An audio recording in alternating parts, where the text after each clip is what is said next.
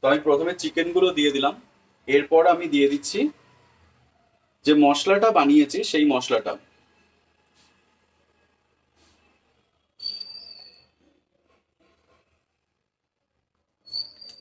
Just ফ্লেভারের জন্য use করছি এই কটা কাঁচা লঙ্কা। এটাতে যেহেতু আদা রসুন পেস্ট ইউজ হচ্ছে না এবং জিরে ধনে ইউজ হয় না, তাই এখানে গরম মশলার পরিমাণটা একটু বেশিই লাগে। তাই আমি এখানে ছোট চামচের 3 চামচের মতো গরম মশলা দিলাম। আজকে আর্টিস্ট মেন্স একটা খুব সুস্বাদু রেসিপি নিয়ে এসছে, চিকেনের রেসিপি। আজকে চিকেনের রেসিপিটার নাম দেওয়া হয়েছে চিকেন গুলবাহার। তো প্রথমে যেটা করতে হবে, কড়াই আমি তেল দিয়ে দিয়েছি এবং তেল অলরেডি গরম হয়ে গেছে। প্রথমে আমাকে পেঁয়াজগুলোকে ভেজে নিতে হবে।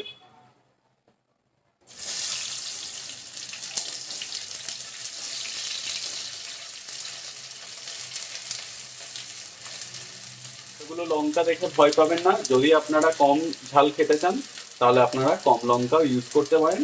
তবে এই লঙ্কাগুলোর ঝাল আমাদের পশ্চিম বাংলার লঙ্কাগুলোর থেকে অনেকটাই কম। ব্যাঙ্গালোরের লঙ্কার ঝাল ততটা দম নেই, তাই এতগুলো লঙ্কা ইউজ করছি আমরা। আপনারা চাইলে কম ইউজ করতে পারেন। তো পেঁয়াজগুলো আমি ভেজে নিচ্ছি। যেটা মেন জিনিস হচ্ছে, পেঁয়াজগুলোকে আমি ভেজে নেওয়ার পর এটাকে পেস্ট বানাবো। তো পেঁয়াজগুলোকে একদম কড়া করে ভাজবার কোনো প্রয়োজন নেই। জাস্ট একটা স্লাইট ব্রাউন কালার এলেই আমি পেঁয়াজগুলোকে ভাজা বন্ধ করে দেবো এবং তারপর পেস্টটা বানাবো। এবং পেস্টে পেঁয়াজের সঙ্গে আরো অনেক কিছু থাকবে, তাই জন্য দেখতে থাকুন কি কি থাকছে সেই পেস্টের মধ্যে। তো পেঁয়াজটা আমার ভাজা যেরকম দরকার ছিল হয়ে গেছে। এরপর এই পেঁয়াজটাকে আমি মিক্সারে ব্লেন্ড করে নেবো। মিক্সারের মধ্যে আমি নিয়ে নিয়েছি পেঁয়াজটা ভেজে। এরপর কি কি অ্যাড করছি আপনারা দেখতে থাকুন। এটার মধ্যে আমি অ্যাড করছি 100 গ্রাম মাওয়া বা খোয়া ক্ষীর, যা বলবেন। একদম মিষ্টি ছাড়া যে খোয়া ক্ষীর হয় সেইটা ইউজ করবেন। আমি যেরকম ঝাল খেতে পছন্দ করি সেই অনুসারে আমি এখানে লঙ্কা ইউজ করছি। এখানে আমার লাগবে দই, দিয়ে দিচ্ছি। দইটা একটু বেশি পরিমাণেই লাগছে, তো এখানে 250 গ্রামের মতো দই আছে আমার কাছে, তো আমি সেটাই দিয়ে দিলাম। আর লাগবে হচ্ছে কাজু বাদাম। তো আমি 700 গ্রাম মাংস নিয়েছি, তার মধ্যে আমি এই কাজু বাদামটা দিচ্ছি। এরপর আমি এটাকে পেস্ট বানিয়ে নেবো। তো এখানে চিকেন আমার নিয়ে নিয়েছি, 700 গ্রাম চিকেন আমি আগেই বলেছি। তার সঙ্গে যে পেস্ট আমি ঘোরালাম, যেটা হচ্ছে পেঁয়াজ ভেজে, খোয়া ক্ষীর, দই, আর তার সঙ্গে কাজু বাদাম। তো পেস্টও আমার রেডি হয়ে গেছে। পেস্টটা থেকে অসম্ভব ভালো একটা সুগন্ধ বেরোচ্ছে। আর আমার যেটা লাগবে সেটা হচ্ছে গরম মশলা, বাড়ির তৈরি গরম মশলা এটা। আর আমি দেবো হচ্ছে দুধ। এই রেসিপিটাতে তেলের কোনো ব্যবহার হয় না, তাই এখানে আমি দুধ ইউজ করব। প্রথমে আমি বলেছিলাম যে মুগলাই একটা মানে মুগলাই টাচ থাকবে। এবং আরেকটা জিনিস যেটা আমি ভুলে গেছি বলতে, সেটা হচ্ছে ঘি লাগবে।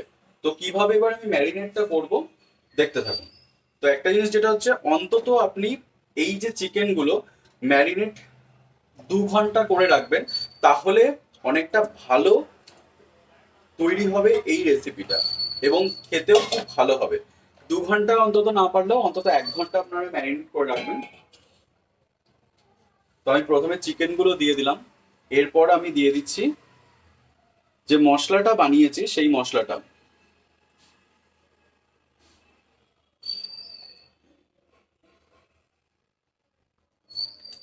জাস্ট ফ্লেভারের জন্য ইউজ করছি এই কটা কাঁচা লঙ্কা। এটাতে যেহেতু আদা রসুন পেস্ট ইউজ হচ্ছে না এবং জিরে ধনে ইউজ হয় না, তাই এখানে গরম মশলার পরিমাণটা একটু বেশিই লাগে।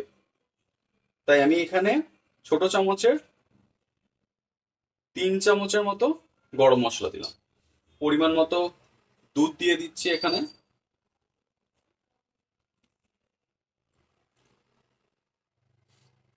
তো ঘি এখানে ইউজ করছি। ম্যারিনেট করে নিতে হবে। এটাতে অনেকে কাঁচা লঙ্কার বদলে শুকনো লঙ্কার গুঁড়ো ইউজ করে ভালো কালার করবার জন্য। তো আপনারা চাইলে সেটা ইউজ করতে পারেন। শুকনো লঙ্কা যেহেতু আমরা খাই না, তাই শুকনো লঙ্কার গুঁড়ো এখানে আমরা ইউজ করলাম না। তো মাংসটা আমি ম্যারিনেট করে দিলাম। এইভাবেই আমি এবার 1 ঘন্টার মতো রেখে দেবো। আপনারা চাইলে আরো বেশিও রাখতে পারেন, অন্তত 1 ঘন্টা রাখার চেষ্টা করবেন। তো 1 ঘন্টা ম্যারিনেশন হয়ে গেছে রাখা। এরপর আমি শুরু করব এটা রান্না। সব থেকে গুরুত্বপূর্ণ জিনিস এবং সব থেকে যে জিনিসটা আপনাদেরকে মাথায় রাখতে হবে এই রান্নাটা করার সময়, যেটা হচ্ছে গ্যাসের যে ফ্লেমটা সেটা হচ্ছে একদম লো থেকে মিডিয়ামে রাখতে হবে। হাই হিটের মধ্যে এই যে রেসিপিটা রয়েছে এটা একদম করবেন না। তার কারণ হচ্ছে কাজু বাদাম রয়েছে, এবং বাদাম যখনই আমরা কোনো কিছুতে দিই তখন তাড়াতাড়ি সেই জিনিসটা কিন্তু হাই হিটে করলে লেগে যাওয়ার সম্ভাবনা থাকে, এবং এর যে স্বাদটা সেটা অতটা ভালো হবে না, মাংসটা হয়তো অর্ধেক হবে অর্ধেক হবে না। তাই আপনাদেরকে মাথায় রাখতে হবে যে এটাকে আপনাদেরকে লো থেকে মিডিয়াম হিটের মধ্যেই করতে হবে। এটা হতে প্রায় আধ ঘন্টা থেকে 45 মিনিট সময় লাগে। তো সেই অনুযায়ী আপনাদেরকে করতে হবে ধীরে সুস্থে, একটু সময় নিয়ে, কারণ রেসিপিটা যেহেতু মোগলাই রেসিপি তাই এখানে একটু দেরি লাগে। সব থেকে গুরুত্বপূর্ণ জিনিস সেটা আমি এখন দেব, সেটা হচ্ছে নুন। আপনাদের স্বাদ অনুসারে আপনারা নুন ইউজ করবেন। শেষ পর্যন্ত দেখতে থাকুন এটার কালার এবং এটা কিরকম হলো। তো প্রায় 10 মিনিট লো হিটে রান্নাটা হওয়ার পর এখন দেখতেই পাচ্ছেন অনেক জায়গা থেকে ঘি বেরিয়ে এসছে। ঘিয়ের যে আস্তরণটা আস্তে আস্তে বেরিয়ে আসছে, এটাই আরো আরো বেরোবে। তো এইভাবেই হবে রান্নাটা। আরো মোটামুটি আমাকে 20 থেকে 30 মিনিট এই রান্নাটা করতে হবে লো হিটে। তো চিকেন গুলবাহার রেসিপি একদম রেডি হয়ে গেছে, দেখতেই পাচ্ছেন খুব সুন্দর একটা কালার হয়েছে। আমি কিন্তু হলুদ বা লঙ্কার গুঁড়ো ইউজ করিনি, তারপরেও একটা সুন্দর কালার এসেছে এবং চিকেনটাও সেদ্ধ হয়ে গেছে। তো আমার এটা করতে টোটাল প্রায় 45 মিনিটের মতো লেগেছে। আপনাদের বেশি বা কম লাগতে পারে, সেই অনুযায়ী আপনারা রান্না করবেন। এবং অসম্ভব ভালো একটা সুগন্ধ বেরিয়েছে এই রান্নাটা থেকে। আপনাদেরকে কাছ থেকেই দেখাচ্ছি, দেখুন কত সুন্দর লাগছে দেখতে, তাই বুঝতেই পারছেন টেস্টটাও খুব সুন্দর হবে।